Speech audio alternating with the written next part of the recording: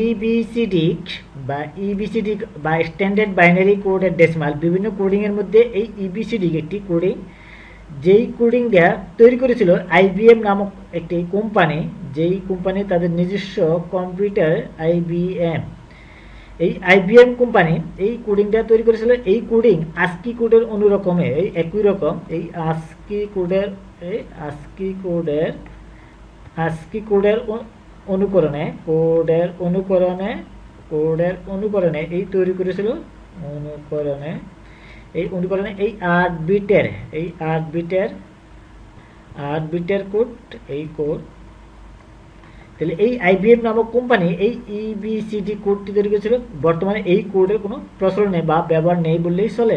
এরপর থেকে আমরা যদি ইউনিকোড, এই কোডিং এর আরেকটি পদ্ধতি, এই ইউনিকোডটি তৈরি করা হয়েছিল ইউনিকোড কনসোর্টিয়াম নামে একটি প্রতিষ্ঠান, যেই কোডিং এর মাধ্যমে পৃথিবীর সকল ভাষা এবং চিহ্ন, বর্ণ, অক্ষর স্থান পেয়েছে। 16 বিটের এই ইউনিকোডটি তৈরি করা হয়। তাহলে এই ইউনিকোড হচ্ছে এই ইউনিকোড কনসোর্টিয়াম নামক একটি প্রতিষ্ঠানের তৈরি করা। তাহলে ইউনিকোড কনসোর্টিয়াম নামক প্রতিষ্ঠানের তৈরি, ইউনিকোড কনসোর্টিয়াম নামক প্রতিষ্ঠানের তৈরি।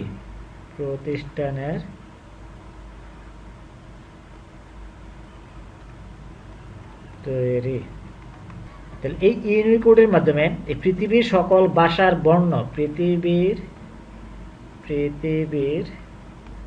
সকল ভাষা, হাজার হাজার ভাষা আছে, বর্ণ, প্রতীক, অক্ষর সবকিছু স্থান পেয়েছে।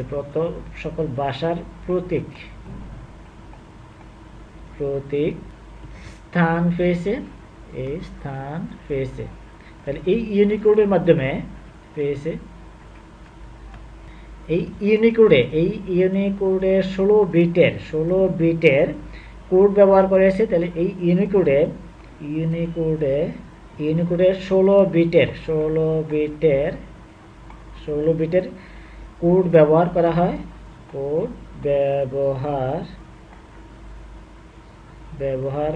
হয়। যেখানে আমরা লিখতে পারি এই 2 টু দি পাওয়ার 16, এই অ্যাপ্রক্সিমেটলি এটা এই 65,000 অক্ষর বা প্রতীক ব্যবহার করা হয়েছে। এই কোডিং এর মাধ্যমে প্রতীক ব্যবহার হয়। আবার আমরা যদি লক্ষ্য করি এই ইউনিকোডের প্রথম 256 কোড, মানে 256টি কোড এই আস্কি কোডের একই রকম রেখেছে। তাহলে এই ইউনিকোডের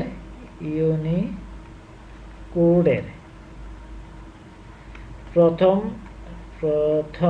256 এই এতটি কোড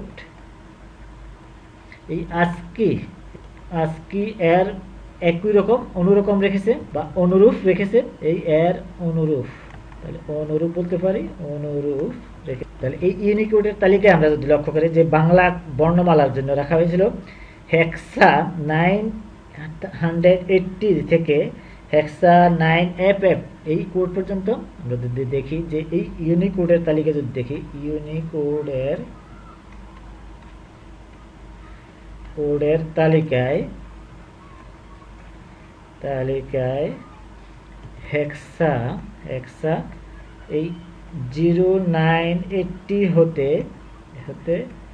হতে হেক্সা আমরা যদি দেখি 09FF এই এতটুকু পর্যন্ত কি করা হচ্ছে, বাংলা বর্ণমালা প্রতীকের জন্য ব্যবহার করা, অ্যালোকেটেড করা আছে, বরাদ্দ আছে বাংলা বর্ণমালার জন্য,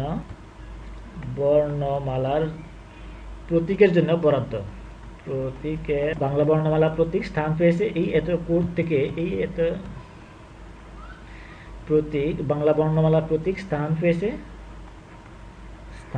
পেয়েছে। তাহলে আমরা এই ইউনিকোড সম্পর্কে যদি বিস্তারিত জানতে হয়, তাহলে আমরা এই যদি ওয়েবসাইটে ঢুকি তাহলে বিস্তারিত জানতে পারবো। আমরা যদি বিস্তারিত জানতে আমরা এই www.unicode ইউনিকোড ডট ও আর জি, এই ওয়েবসাইটে ঢুকলে আমরা ইউনিকোড সম্পর্কে বিস্তারিত জানবো।